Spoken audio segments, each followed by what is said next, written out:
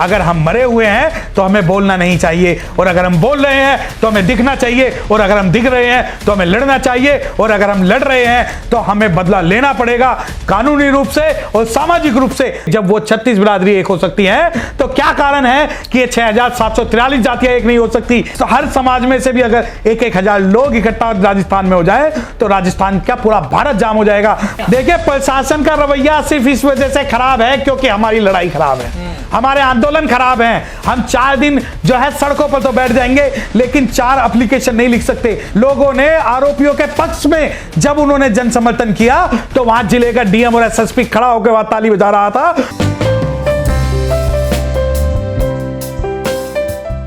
अगर शासन प्रशासन में दम होता तो वो पंचायत ही वहां नहीं होती, परंतु कहीं ना कहीं ये दबाव बनाया जा रहा है पीड़ितों पर भी और अनुसूचित जाति पर भी कि अगर भविष्य हम दोबारा ऐसा करेंगे, ऐसी 36 बिरादरी की जो है पंचायत होगी और आप लोगों को हम देख लेंगे। और ये कहीं ना कहीं सत्ता के संरक्षण में और जो ये संस्थान है इनके संरक्षण में हो रहा है। अदरवाइज ये कहीं और होता।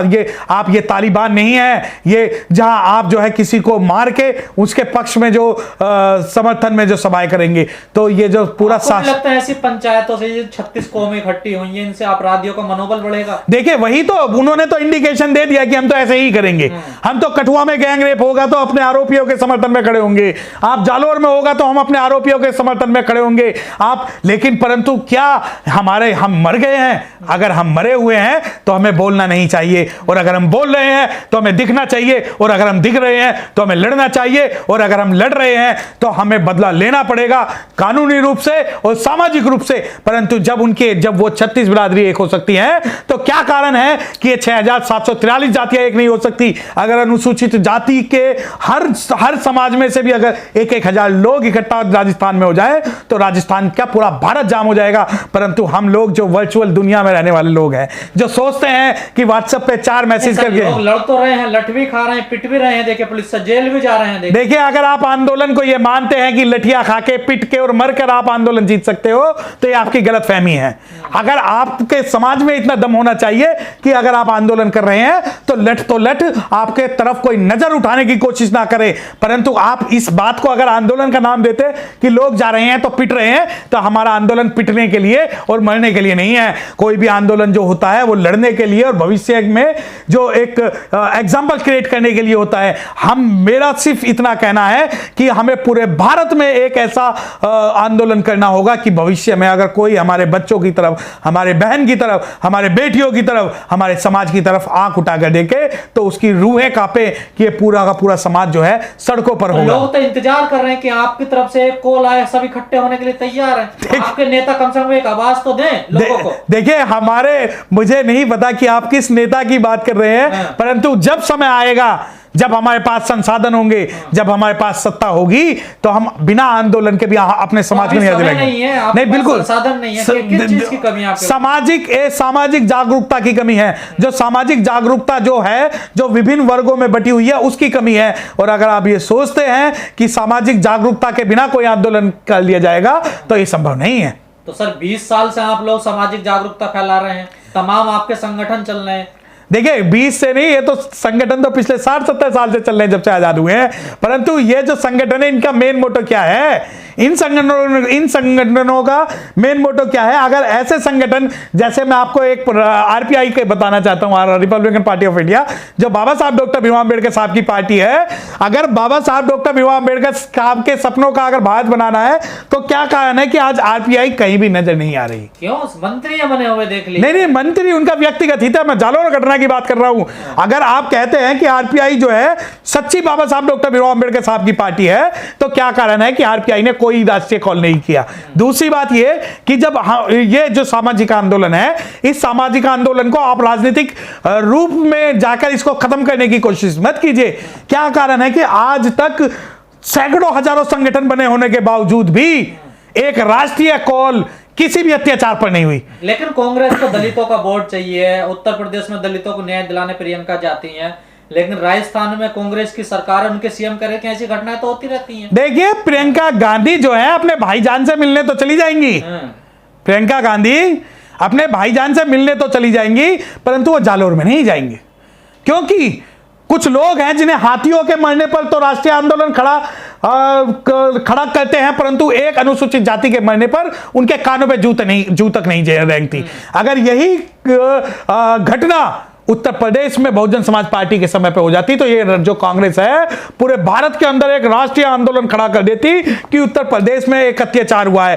परंतु आज ये देखिए कि यहां सवाल केवल इंदल मेघवाल का नहीं है, आप जितने भी कांग्रेस के नेता हैं वो सारे के सारे आज जो है मूक दर्शक बन के बैठे हुए हैं कि नहीं, क्योंकि हमारा तो राजस्थान में राम राज्य है, हमारे तो अशोक गहलोत जी बैठे हुए हैं और ऐसी घटनाएं होती रहती है। तो ये जो कांग्रेस की जो नीति है, और जब आप कांग्रेस को कहते हो राष्ट्रीय आंदोलन, हम हारीजे नहीं है, जो हम आपकी बात मान लेंगे और आपके कहे को मान लेंगे, ये कांग्रेस ही है जिसने भारत के अंदर सबसे ज्यादा अत्याचार ऐसा बयान देना चाहिए उसके राज्य में ऐसी घटना हो रही है कि ऐसी घटनाएं तो होती रहती। देखिए शेर का भाई बघेरा, एक कुद्दन और दूसरा तेरा, अगर आप ये कह रहे हैं कांग्रेस की भाषा है तो बिल्कुल गलत कह रहे हैं, बिल्कुल गलत कह रहे हैं। क्योंकि केंद्र सरकार में बैठे हुए एक मंत्री ने जब ये घटना हुई थी फरीदाबाद की, तब उसने कहा था कोई दलितों को पत्थर मारे तो उसके लिए सरकार जिम्मेदार नहीं है।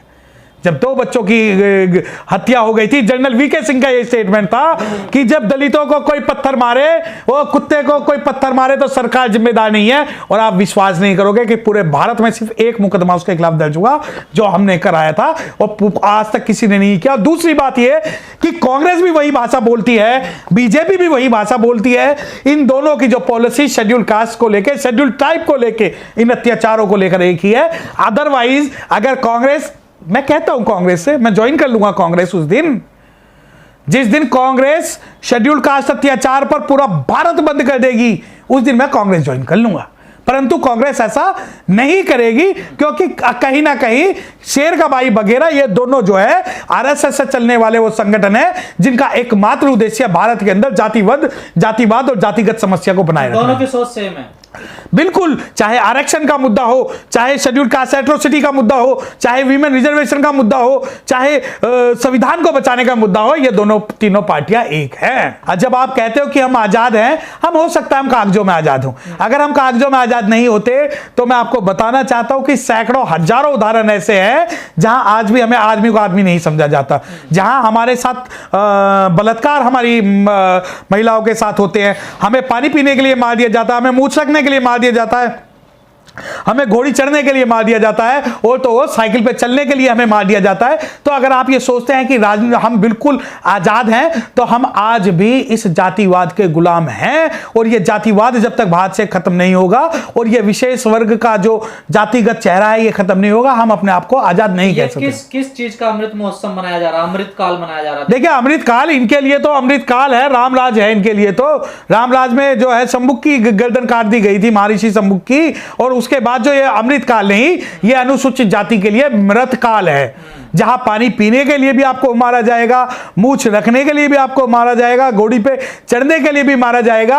और ये जब अमृत काल का अमृत कहते हैं तो ऐसा नहीं चाहिए हमें अमृत, हम तो जहर पी के इस भारत के अंदर रह लेंगे। हमारा जो संघर्ष है, हमारी जो लड़ाई है, हमारी जो है समुद्र मंथन की लड़ाई नहीं है, हमारी जो लड़ाई है वो संविधान को लागू करने की लड़ाई है। अगर आप कहते हो कि समुद्र मंथन से सुर असुर अमृत जहर सब निकला, तो आप करते रहो, हमें तो संविधान के जो प्रावधान है वो लागू करिए, वो संविधानवाद की बात करिए। अगर आप अमृत महोत्सव बना सकते हैं तो क्या कारण है आप संविधान महोत्सव नहीं बना सकते? परंतु आप वो नहीं बनाएंगे, क्योंकि संविधान महोत्सव बनाएंगे तो आपको अधिकार देने पड़ेंगे, अधिकार देने पड़ेंगे तो आपसे हम आंखों में आंखें डाल के बात करेंगे और उन अधिकारों को लेकर हम अपनी जो लड़ाई लड़ेंगे। लेकिन सर जब ऐसी घटनाएं सामने आती हैं दलितों के साथ, तो प्रशासन का रवैया भी ठीक नजर नहीं आता। देखिए प्रशासन का रवैया सिर्फ इस वजह से खराब है क्योंकि हमारी लड़ाई खराब है, हमारे आंदोलन खराब हैं। हम 4 दिन जो है सड़कों पर तो बैठ जाएंगे, लेकिन 4 एप्लीकेशन नहीं लिख सकते, 4 शिकायतें नहीं लिख सकते। मैं अभी जालोर में देख रहा था, जालोर में जिस प्रकार 36 बिरादरियों के लोगों ने आरोपियों के पक्ष में जब उन्होंने जन समर्थन किया, तो वहां जिले का डीएम और एसएसपी खड़ा होकर वहां ताली बजा रहा था। तो उस जिले के डीएम और एसएसपी के खिलाफ सेक्शन 4 के तहत और SC/ST के एक्ट के तहत उसके खिलाफ कार्रवाई होनी चाहिए। और पूरे संपूर्ण समाज, अगर 1 लाख लोग अगर सड़कों पर हैं, तो मैं आपको बताना चाहता हूं कि अगर 90,000 लोगों ने भी उस डीएम और एसएसपी के खिलाफ लिख के दे दिया तो वो जिले से कहीं दूर जाएंगे और वो इन्वेस्टिगेशन पूरी हो जाएगी। परंतु हम कागजी रूप से लड़ाई नहीं लड़ना चाहते। सिस्टम, शासन और प्रशासन आज भी दोषियों को बचाने के लिए लगा हुआ है।